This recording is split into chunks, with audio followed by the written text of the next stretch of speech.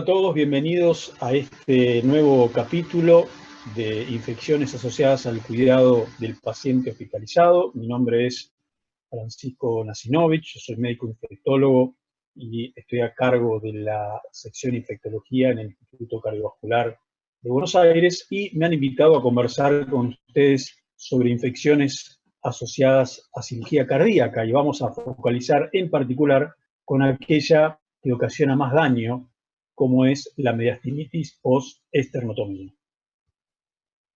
Estos son la declaración de mis conflictos de interés.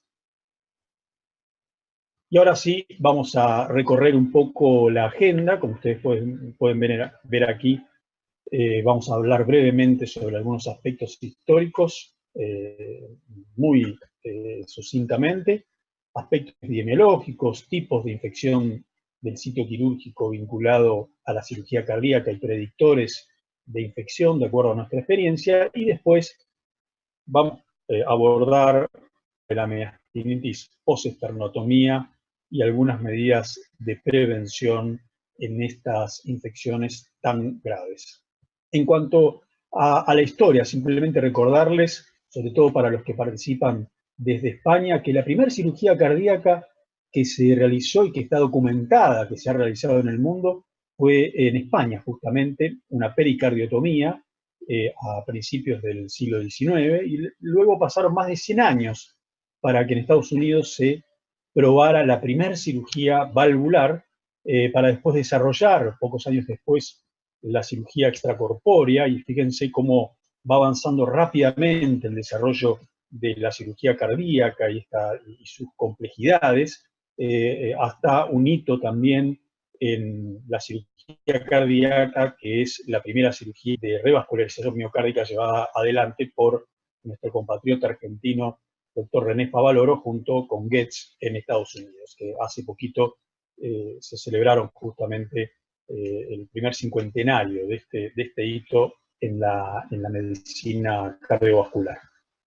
¿Qué podemos decir de la epidemiología? Ustedes saben que hay diferentes registros, seguramente España tendrá el propio y algunos países de la región también. Les muestro aquí los más representativos, el STS de Estados Unidos, el registro europeo y el propio de Argentina, donde en realidad no hay datos demasiado precisos como ocurre en Europa o Estados Unidos, pero sí sabemos que más o menos se hacen unas 2.000 cirugías de revascularización miocárdica, eso significa CRM, y más o menos unas 700 cirugías de revascularización, de reemplazo valvular, perdón, este es nuestro país. Más o menos en el Instituto Cardiovascular de Buenos Aires, donde yo trabajo, se realizan unas 700 cirugías de bypass coronario por año y más o menos unas 100 a 120 reemplazos valvulares, entre otras cirugías vinculadas al sistema cardiovascular.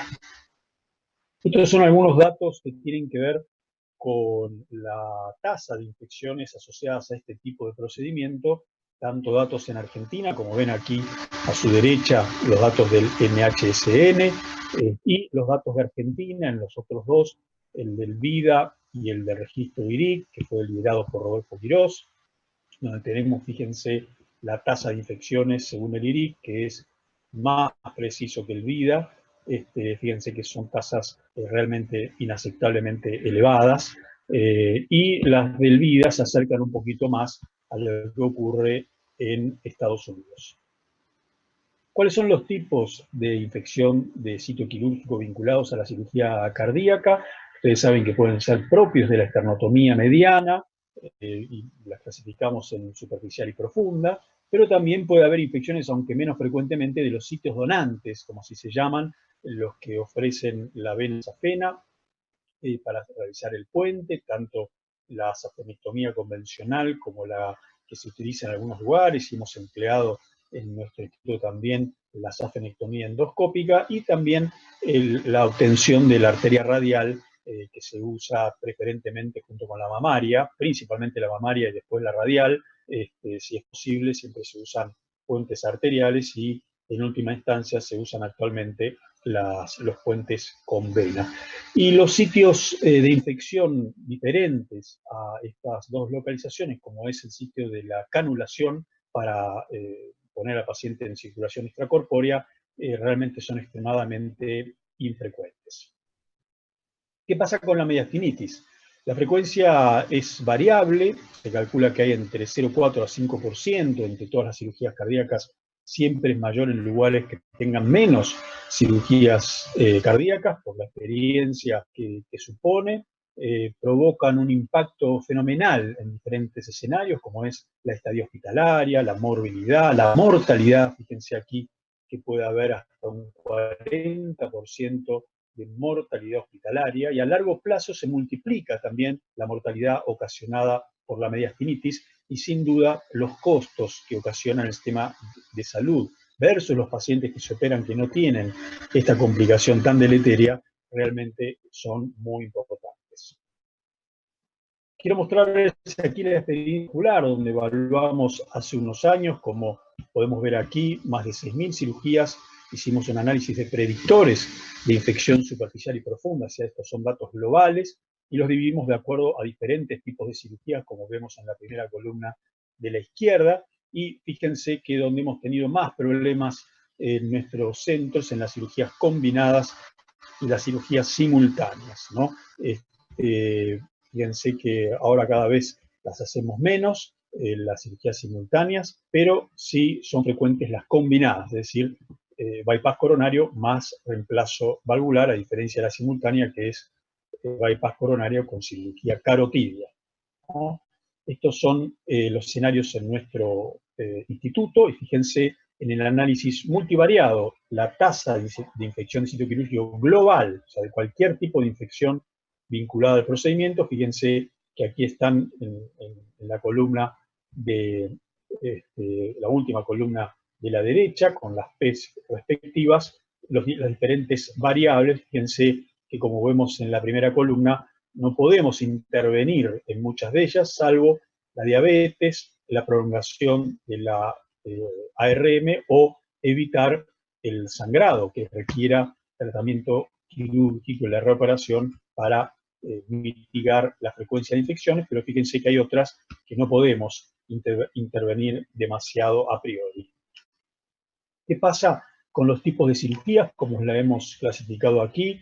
La cirugía de reemplazo valvular, de revascularización miocárdica y las combinadas. Fíjense que son las variables vinculadas a cada uno de estos procedimientos, y me detengo simplemente en mencionarles el tema de la doble mamaria, tan discutido y tan analizado en múltiples trabajos, que aquí a nosotros nos dio como predictor de infección de sitio quirúrgico global, tanto en las CRM como en las combinadas, pero hace poquitito publicamos un análisis de qué pasaba en los pacientes que hacían cirugía de revascularización miocárdica área bilateral, ¿no? Tenían los dos puentes, usaban las dos mamarias, y realmente no vimos que hubiera una mayor incidencia de infección en el análisis multivariado. Si quieren, pueden revisar este artículo recientemente publicado. Vamos entonces a las características clínicas de esta infección, como es la mediastinitis post-esternotomía. Ustedes saben que es una infección que se caracteriza por manifestarse de una manera solapada. Las presentaciones son oligosintomáticas, como ya les voy a mostrar la experiencia del Instituto Cardiovascular.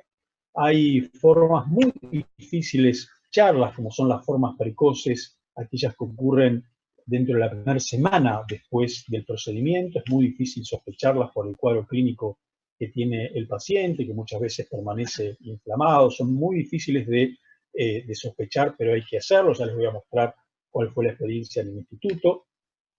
Hay pocas herramientas desde el punto de vista de imágenes como diagnóstico de esta infección, sobre todo dentro de las primeras 4 semanas, son de poco valor.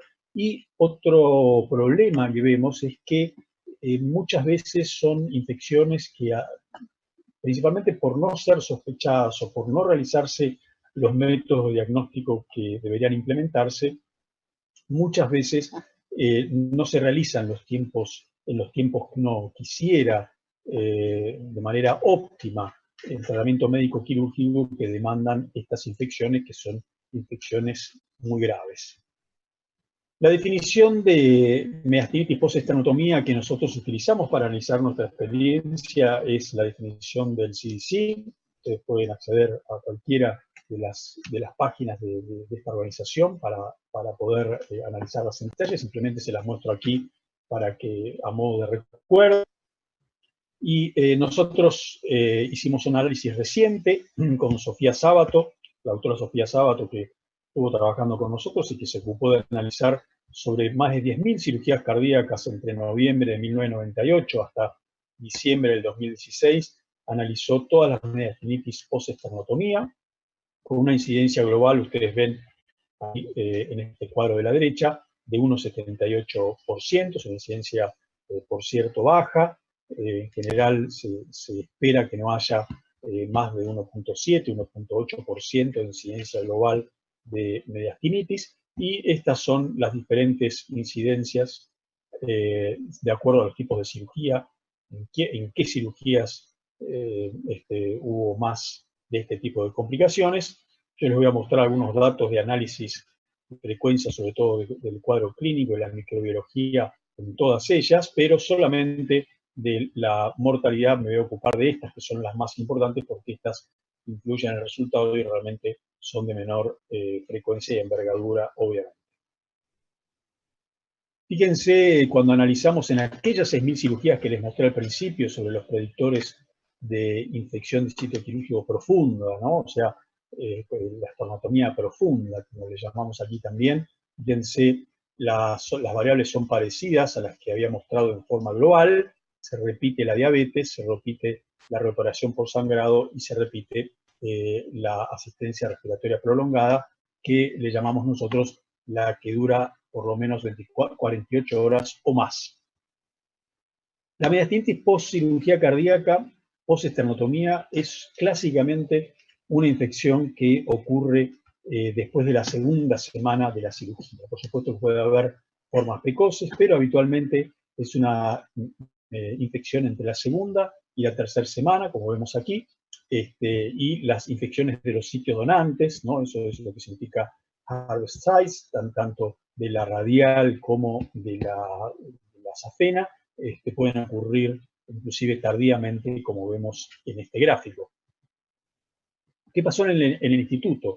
Fíjense aquí que la mayoría se presentaron, como les dije, entre la segunda y la tercera semana, con una media de 13 más o menos 8 días. Son infrecuentes las que ocurren dentro de la primera semana, aproximadamente, como vemos en el cuadro, fíjense aquí abajo, a la derecha, a la izquierda de abajo, perdón, la barra celeste, donde apenas un poquito más del 10%, un 12% más o menos suelen ocurrir dentro de la primera semana, son realmente infrecuentes y sobre todo en las cirugías combinadas. La mayoría ocurren dentro de la segunda o tercera semana y después va disminuyendo a medida que transcurre el tiempo. Y hemos tenido también, con la estrategia que implementamos en nuestro centro, una memoria diagnóstica que no suele superar los 2 días, desde que el paciente consulta con el diagnóstico y una sospecha que tiene una mediastinitis o una infección postesternotomía profunda. Fíjense, en este cuadro quisimos representar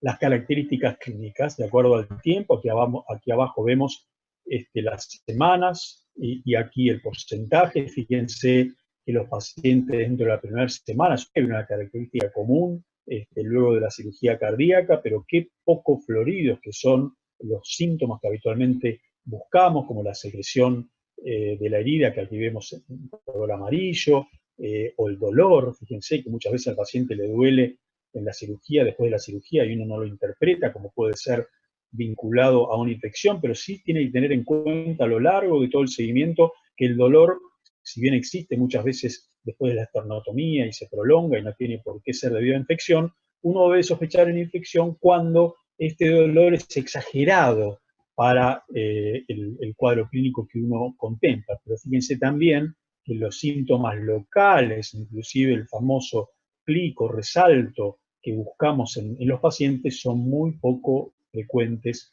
en la primera semana, y en el resto de los periodos, segunda, tercera, cuarta semana, fíjense también, vamos a ver por el lado negativo, ¿no? Fíjense que, por ejemplo, la fiebre, que es la línea verde, si bien es más frecuente en la primera semana, fíjense que por lo menos la mitad de los pacientes no tienen fiebre, ¿no? A medida que va transcurriendo el tiempo, 30-50% no tienen fiebre, y hay muchos que tienen el cuadro clínico como el clic y el resalto, o la dehiscencia de la herida, que realmente son muy poco frecuentes. Es decir, con esto les quiero mostrar que es clave la sospecha clínica para hacer diagnóstico de esta infección severa.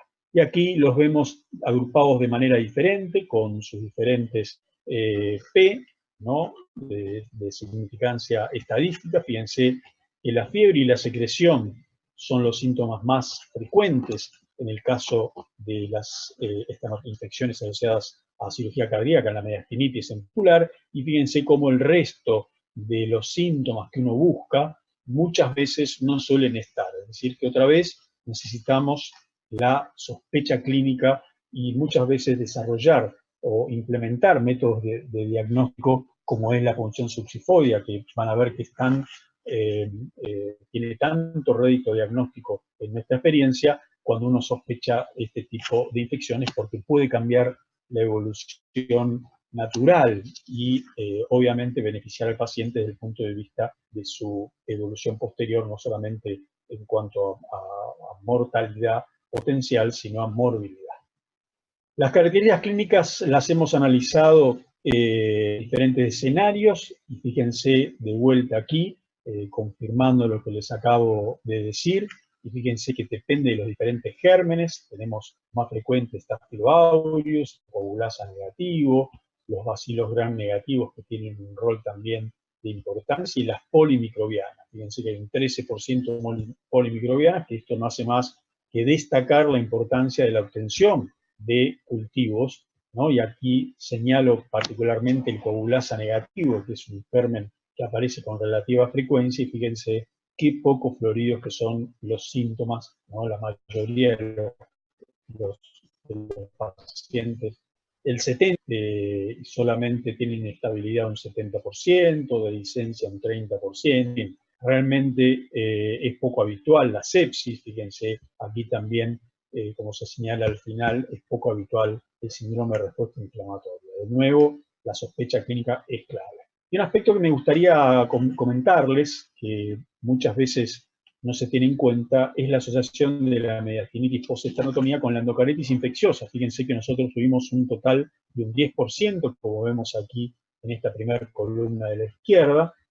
Es menos frecuente, notablemente menos frecuente en el caso de las cirugías de revascularización miocárdica, pero fíjense que un tercio de las cirugías de reemplazo valvular pueden tener mediastinitis. Y eso es un aspecto importante porque hay que buscarla, sobre todo cuando es ocasionada por Staphylococcus aureus. Siempre hay que tener presente, si un paciente tiene válvula, que hay que buscar, si tiene bacteria sobre todo, hay que buscar la endocarditis, y si no tiene bacteriemia, es un reemplazo valvular aórtico, por ejemplo, que puede estar bañado externamente por el mediastino infectado, el líquido mediastinal infectado, también es conveniente sospechar y buscar la endocarditis infecciosa en este tipo de pacientes que nosotros registramos independientemente. Ustedes saben que muchas veces los sistemas de vigilancia proponen poner la infección profunda que sea más grave. Para nosotros es más grave la endocarditis por las implicancias que tiene, y por eso la registramos de manera independiente. Es decir, que si el paciente tiene endocarditis secundaria, dos tipos de infección. El laboratorio no nos ayuda demasiado en la práctica sin específico, es infrecuente la leucocitosis, a veces la podemos encontrar lo mismo que el eritro, pero es difícil de adjudicarlo a la infección cuando aparecen dentro de la segunda o tercera semana, y ni que hablar en las más precoces. Así que cuanto más lejos de la cirugía están estos valores alterados, mejor nos ayudan un poquito más. De imágenes son de escaso tomografía computada, de hecho tiene una enorme sensibilidad, pero es muy poco específica, y la verdad que en las primeras 3-4 semanas no tiene valor la tomografía, y de hecho nosotros prácticamente en el instituto no utilizamos tomografía para hacer diagnóstico. Directamente cuando sospechamos una mediastinitis vamos a hacer el procedimiento diagnóstico que más rédito nos ha dado, que es la punción subxifoidea. Y aquí tenemos los hemocultivos. Fíjense el aislamiento de Staphylococcus aureus, con un valor predictivo positivo muy alto. Más o menos se calcula que un 60 o 70% de los pacientes pueden tener hemocultivos positivos en una mediastinitis, es decir, que hay un porcentaje importante que no la tienen. Pero si es un Staphylococcus aureus, el valor predictivo positivo es muy alto, así que también hay que sospechar clínicamente en estos escenarios. Fíjense, la de la herida, la subxifoidea, más del 70% pueden ser positivas. Nosotros practicamos esta estrategia de la subxifoidea, pero también hay veces que cuando tenemos dicha de que la colección está más arriba, se puede hacer, el cirujano puede hacer la punción supraesternal o a veces transesternal, dependiendo de lo que uno sospecha. A veces se pueden combinar algunos de estos procedimientos, que estos obviamente los hace el cirujano.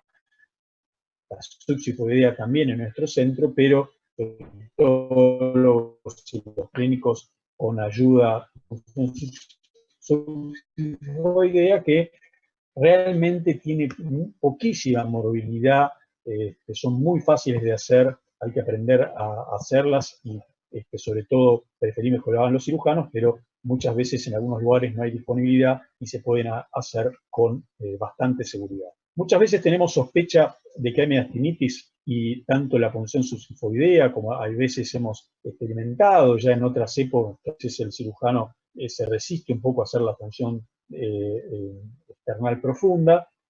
Puede ser importante, sobre todo en las formas precoces, enviar a cultivo el marcapaso epicárdico con el que suelen salir los pacientes desde el quirófano con el marcapaso epicárdico. Podría ser de utilidad mandar la punta, como se manda la punta a un catéter intravascular para cultivo, puede ser de ayuda. Y lo mismo muchas veces nos pasa que los pacientes que nos pasaba hace mucho tiempo, tenemos algunas dudas, reticencias, como les dije, de los cirujanos. El líquido pleural, cuando se utiliza la arteria mamaria, suele haber derrame pleural, del lado que se utilizó, se quitó la mamaria, que la mayoría de las veces, por supuesto, es un derrame pleural inflamatorio, que no tiene mayor importancia, pero en los primeros días, como tarda en sellarse, tienen que disecar la pleura para sacar la mamaria y demora en sellarse la pleura.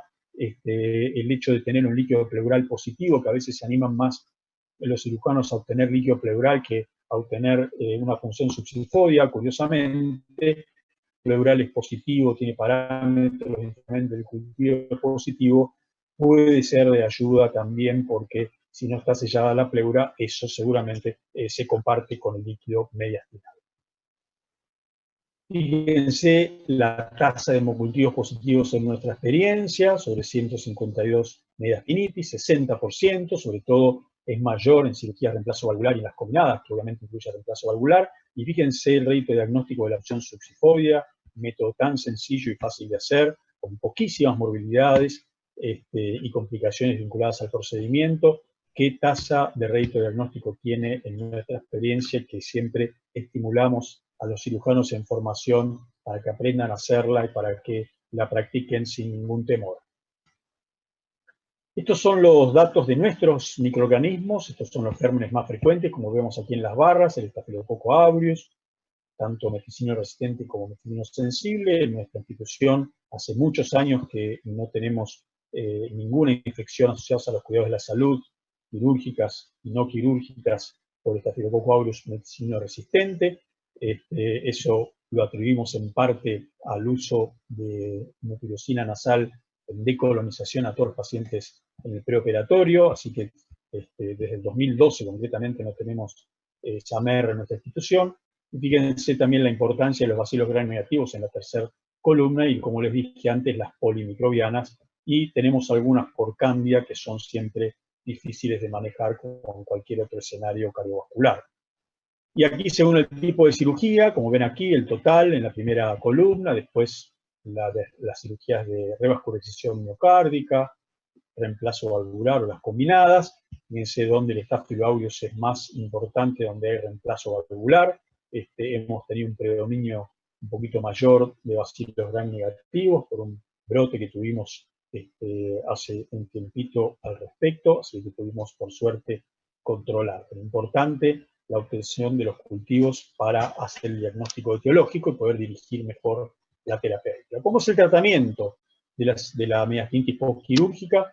Ustedes ya lo saben bien, son infecciones de manejo combinado, médico y quirúrgico, con antimicrobianos por vía parenteral, por 4 a 6 semanas, depende del microorganismo involucrado y la respuesta clínica del paciente, y el tratamiento quirúrgico que incluye algo que es insoslayable e irreemplazable, como la limpieza profusa y meticulosa del espacio mediastinal, y después el cierre en 1 o 2 tiempos.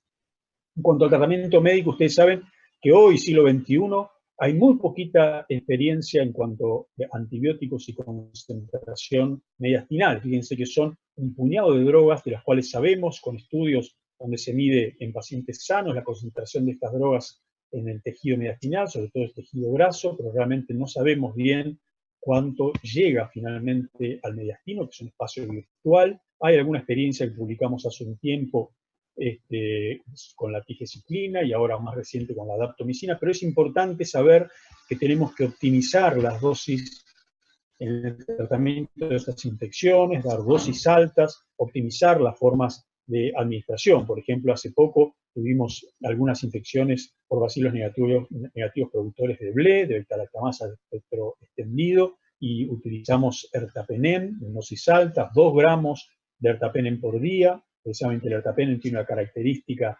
importante que, a diferencia del resto de los carbapenemes, es el único que tiene unión a proteína saturable, es decir, si uno da más dosis de ertapenem va a tener más fracción libre disponible, que es la que finalmente ejerce su efecto de acción, y no hemos tenido efectos adversos de importancia con el uso de estas dosis altas, y lo mismo con otras drogas que empleamos en el manejo de estas infecciones. ¿Qué pasa con el tratamiento quirúrgico, que es clave? Es tan importante o más, les diría, que el tratamiento antibiótico. La importancia de la reapertura del tórax, remover todos los tejidos digitalizados, los alambres externales, el curetaje del hueso, el retiro de la cera que le suelen poner a ambos bordes del esternón, la remoción, digamos, de todo lo que es conveniente hacer, y el lavado de la cavidad con solución fisiológica.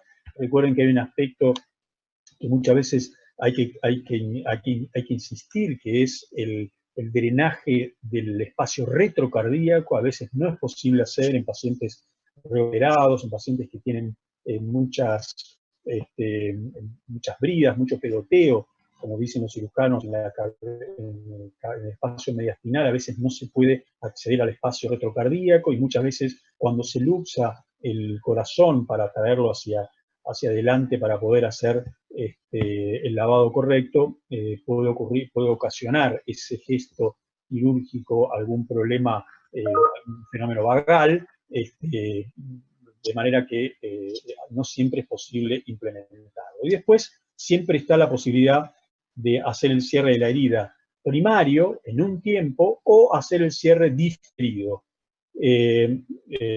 Esto se hace con o sin aspiración, la presión negativa que voy a mencionar brevemente, con o sin sistemas de irrigación, o con o sin plástica external, que es lo que decide el cirujano. Nosotros habitualmente la plástica external, cuando el cirujano lo dispone, hacemos la plástica con pectoral, unilateral en general. No hemos usado recto anterior y solamente en ocasiones omentoplastia. Anterior en alguna vez, pero la verdad que utilizamos el pectoral cuando es negativo. Y la presión negativa, se propone el uso del aspirado convencional, pero ha ganado gran importancia el uso del VAC, ¿no? El aspirado con presión negativa, que una revisión reciente, como vemos aquí, el uso del VAC en mediastinitis disminuye la mortalidad en este escenario. Nosotros no lo usamos tanto, hay otros centros en Argentina que los usan más sistemáticamente. Nosotros, la verdad que no utilizamos tanto el VAC, quizá debiéramos utilizarlo en algunos escenarios, como es, por ejemplo, las mediastinitis polimicrobianas. Esta es la estrategia que hacemos en el cardiovascular de Buenos Aires. Ante la sospecha clínica se toman hemocultivos y se realiza punción subxifoidea, con diagnóstico fuerte, sospecha de infección profunda, sobre todo el diagnóstico con el GRAM. Implementamos lo que le llamamos la limpieza precoz dentro de las 48 horas del diagnóstico, con cierre primario y eventual plástica external como les dije, con el músculo pectoral unio bilateral, pero hacemos cierre primario, es decir, apertura y cierre en un tiempo, es la estrategia con la que nos sentimos más cómodos, sobre todo los cirujanos, para implementar en estas fricciones. Y esta es la evolución que tenemos en nuestros pacientes, con una mortalidad que es la mitad, o está cerca del límite inferior de lo que han publicado diferentes expertos. Y acá tenemos en las diferentes columnas, en los diferentes tipos de cirugía, cómo nos ha ido, sobre todo nos ha ido muy bien a CRM. Esto es la mortalidad al año de seguimiento sobre las 179 mediastinitis. La intrahospitalaria ha bajado un poquito en el último tiempo, al año de seguimiento y la evolución de la mortalidad global. Fíjense que esta es la media de internación de los pacientes, y un aspecto interesante es que la mitad pudieron continuar su tratamiento en la modalidad de internación domiciliaria. Hemos tenido muy poca de seguimiento de los casos y un seguimiento en una media de 4 años. Para terminar, las medidas de prevención. Hay una serie de medidas que implementamos en la evaluación prequirúrgica, como es el suspender el hábito tabáquico. Nosotros practicamos en el instituto, como les adelanté, la decolonización con muflirocina nasal, lo hacemos en forma universal, no buscamos Staphylococcus aureus ni meticillium sensible ni resistente, simplemente hacemos la decolonización con muflirocina a todos, y como les dije, desde 2012 no tenemos infecciones por SAMR.